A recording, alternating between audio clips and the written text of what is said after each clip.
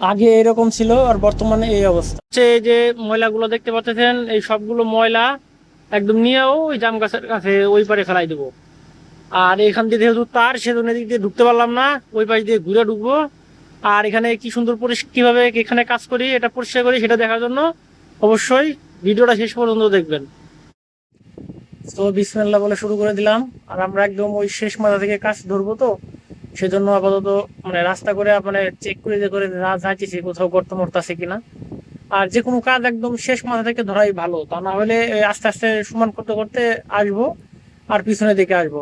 তো ভিডিওটি দেখতে থাকুন, দেখতে থাকলে অবশ্যই আপনি বুঝতে পারবেন। আর আমার এই চ্যানেলটি আপনি সাবস্ক্রাইব করে রাখতে পারেন, কেননা এই চ্যানেলে এক্সকাভেটর রিলেটেড অনেক ভিডিও দেওয়া হবে। এসব ভিডিও আপনি যে কোনো সময় দেখতে পারবেন, এগুলো দেখলে আপনার এক্সপিরিয়েন্স বাড়বে। আর ভিডিওগুলো ভালো লাগলে অবশ্যই চ্যানেলটি সাবস্ক্রাইব করে রাখবেন এবং পাশে লেখা বেল আইকনটি টিপে দেবেন।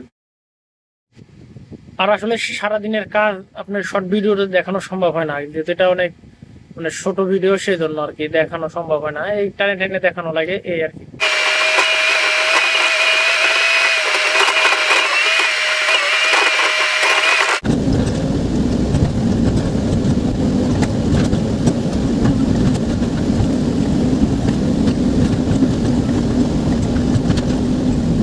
আমাদের কাজ শেষ।